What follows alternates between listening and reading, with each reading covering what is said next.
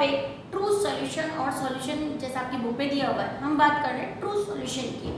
तो properties of true solution and examples. Okay, हमारी book में भी दिया हुआ है, पहले एग्जांपल्स दिए हुए हैं फिर प्रॉपर्टीज दी हुई है। So let's come to the properties. मैंने एक्सप्लेन किया था, अभी हम नोट्स के पर्पज से लिखेंगे कि right note on true solution, ऐसा लिखा हुआ आता है क्वेश्चन, तो अब वो कैसे करें। सबसे पहले व्हाट आर ट्रू सॉल्यूशन? तो true solutions are homogeneous mixtures. Okay, as they are homogeneous, the nature of the solution will be uniform and stable. सबसे important point है, first point है कि true solution are homogeneous mixture, है ना। The solute and solvent are uniformly mixed with each other and they are uniform and stable. तो first point हो गया। Now second point, जैसा हमारी बुक के according why there are solution there are two participants or two parts, solute and solvent.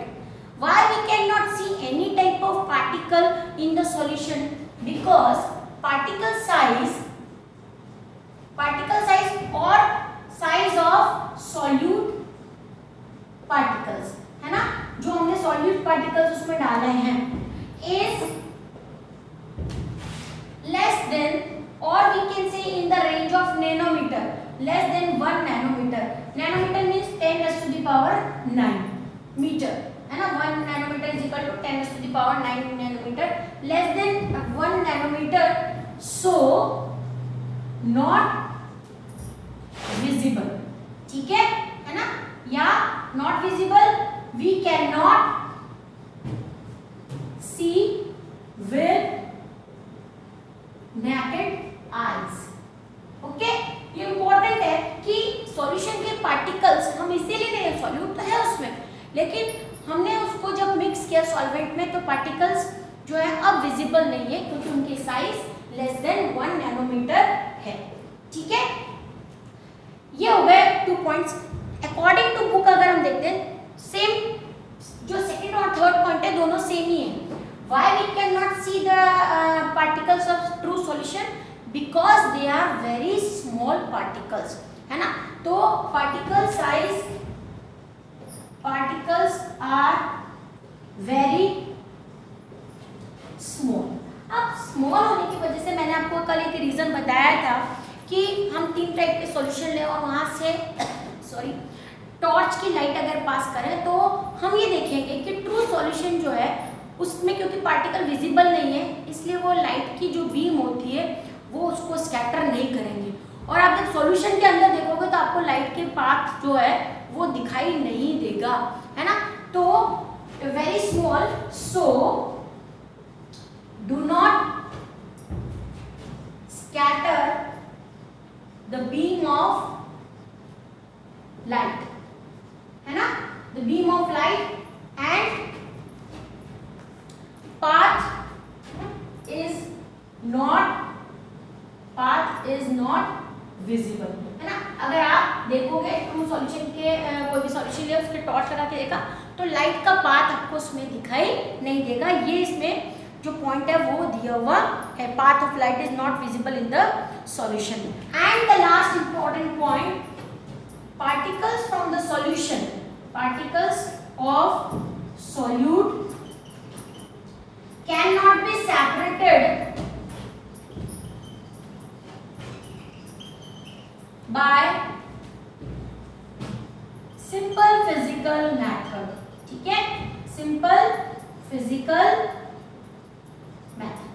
Okay, so we cannot separate the true solution or we cannot separate the solute and solvent or solute particle from solvent by simple physical method like filtration, है ना, evaporation. We cannot separate it. So that means when we keep this solution untouched or undisturbed, there will be no change. Why it is no change? Because they are stable, है ना। किसी भी solution को आपने lemon water रखा हुआ है, आप सुबह से शाम तक रखोगे लेमन वाटर जैसा था वैसा ही रहेगा, है ना। अगर आपने उसमें लेमन और वाटर के अलावा कुछ नहीं डाला है तो, क्योंकि वो ट्रू सॉल्यूशन है वहाँ पर कोई चेंज नहीं होगा, आपने उसको अनडिस्टर्ब्ड रख दिया है तो वो स्टेबल ही रहता है, ठीक है, तो these 4 properties are of true solution. ऐसे आपको प्रॉपर्टीज लिखनी है, ट्रू सॉल्यूशन पे नोट लिखना है। Now let's talk about example. ठीक है, as I said earlier, solution means not liquid. हमेशा सॉल्यूशन का मीनिंग लिक्विड नहीं होता है। तो हम एग्जांपल्स की बात करते हैं कि सॉल्यूशन में जो हम यूज कर रहे हैं सॉल्यूट, है ना, वो सॉल्यूट और सॉल्वेंट, लिक्विड और गैस दोनों हो सकते हैं। तो सॉलिड इन लिक्विड के तो बहुत सारे एग्जांपल है। शुगर इन वाटर, है ना, ये एग्जांपल आपको साथ में लिखना है, बुक में दिए हुए भी हैं। फिर लिक्विड इन लिक्विड, उसका एग्जांपल है lemon juice in water. Okay, true solution बन रहा है ना इन कंडीशन में। फिर उसके बाद है गैस इन लिक्विड, तो सॉफ्ट ड्रिंक्स जितनी होती है या सोडा वाटर जो होते हैं उनमें कार्बन डाइऑक्साइड होती है लिक्विड में, है ना, तो वो एग्जांपल हो गए सोडा वाटर, सॉफ्ट ड्रिंक्स या सोडा वाटर एग्जांपल होगा गैस इन लिक्विड। अब जो मैं यहाँ इन लिक्विड लिख रही हूँ, ये लिक्विड जो है ये सारे सॉल्वेंट हैं, ठीक है, और यहाँ पर जो हम यहाँ लिख रहे हैं वो सब क्या है, सॉल्यूट है। और हम आइडियल केस में ऐसा मानते हैं सैचुरेटेड सॉल्यूशन में कि सॉल्यूट की क्वांटिटी सॉल्वेंट से लेस होती है, ठीक है। और एक और एग्जांपल हमने कल भी डिस्कस किया था गैस इन गैस का, वो होती है air. Air is also a type of solution and easily we can say air is a homogeneous mixture. और हमने सॉल्यूशन को भी तो होमोजेनियस मिक्सचर बोला है, तो air is also a type of solution. लेकिन हम जब भी केमिस्ट्री पढ़ते हैं तो हम सॉल्यूशन का मीनिंग हम लिक्विड से ही निकालते हैं कि लिक्विड की बात कर रहे हैं, ऐसा नहीं है। Solution is a type of mixture, specially homogeneous mixture. Okay, so these are the properties and examples of true solution. Now the next topic given in your book is concentration of solution, है ना, concentration कैसे find करते हैं। आप book में जो example दिया हुआ है वो भी एक बार देख सकते हो, लेकिन मैं आपको एक फॉर्मूला बता देती हूँ जो बहुत इजी है, उसी से कंसंट्रेशन फाइंड करते हैं। अगर आपको किसी भी सॉल्यूशन की कंसंट्रेशन फाइंड करनी है, कंसंट्रेशन ऑफ सॉल्यूशन, पहली बात तो ये समझो कि concentration is always related with amount of solute, ठीक है। आप अगर शुगर वाटर यूज करते हो, शुगर इन वाटर, एक में 2-3 चम्मच शुगर डाल दो, एक में 1 चम्मच शुगर डाल दो, तो आप क्या कहते हो कि ज्यादा स्वीट है ना, और we can say it is more concentrated या it is concentrated but it is less sweet and dilute, है ना, इसमें शुगर नहीं है और डाइल्यूट है। क्यों हम ऐसा कह रहे हैं, क्योंकि इस साइड यानी आपने जहाँ पर शुगर ज़्यादा डाला है वह सॉल्यूट का अमाउंट ज़्यादा है, उसको बोलते हैं कंसंट्रेटेड सॉल्यूशन। तो जब भी हम कंसंट्रेशन की बात करते हैं सॉल्यूट का अमाउंट उसमें इम्पोर्टेंट है। तो कंसंट्रेशन अगर आपको फाइंड करनी है तो उसमें amount of solute divided by amount of solution। एक पूरा जो सॉल्यूशन आपने बनाया है उसमें सॉल्यूट कितना ही है, सॉल्यूट का अमाउंट होगा ग्राम्स में और सॉल्यूशन का लीटर में हो सकता है, आप उसको ग्राम में भी लिख सकते हो, लीटर में भी लिख सकते हो, है ना। अगर आपको परसेंटेज फाइंड करनी है तो इनटू परसेंटेज, तो ये आ जाता है कंसंट्रेशन ऑफ सॉल्यूशन। हमारे सिलेबस में कंसंट्रेशन के मेजरमेंट नहीं है, अदरवाइज कंसंट्रेशन का एक मेजरमेंट हमने पढ़ा है 1 मोल। 1 मोल यानी कम कंसंट्रेशन 2-3 मोल ऐसे बढ़ता जाता है, तो कंसंट्रेशन बढ़ती जाएगी, है ना। तो बुक में भी ये फॉर्मूला दिया हुआ, इससे रिलेटेड एक सम भी दिया हुआ जो बहुत ईजी है, वो आप अपने आप कर सकते हो। नाउ वन इम्पॉर्टेंट पॉइंट कल हमने डिस्कस किया था सॉल्यूट और सॉल्वेंट के अमाउंट से रिलेटेड, है ना। एक और कंसेप्ट होता है सॉल्युबिलिटी, है ना। In a given temperature when solute dissolve in a solution it's called its solubility, है ना।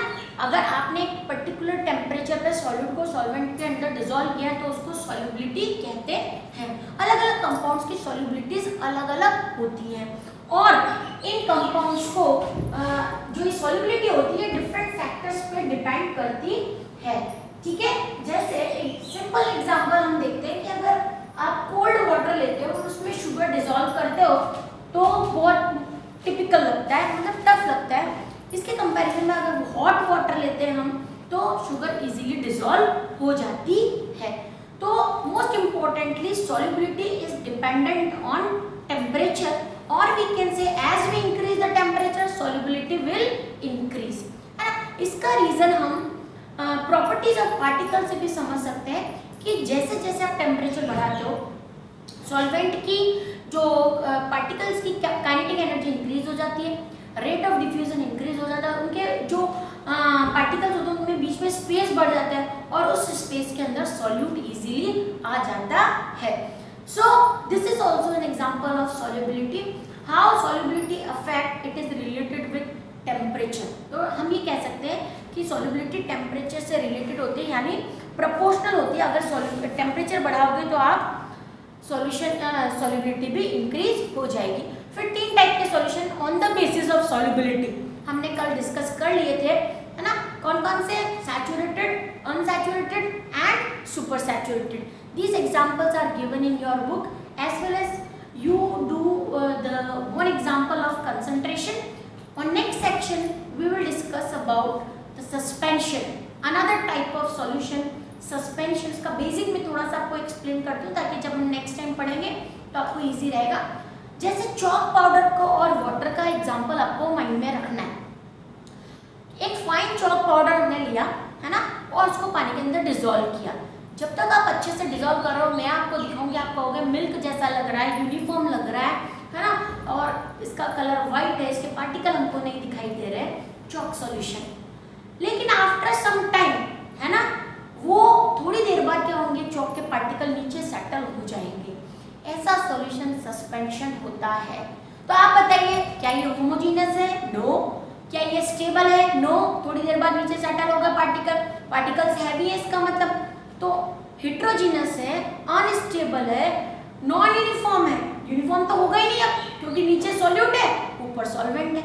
सो these properties are related with suspension. With one example we can easily understand the properties of suspension. We will study true solution, suspension and colloid individually, then you make difference among them, है ना। Difference की chart आप अपने आप form करोगे। तीनों में comparative difference जो है वो बहुत ज़्यादा इंपॉर्टेंट है। Okay, thank you.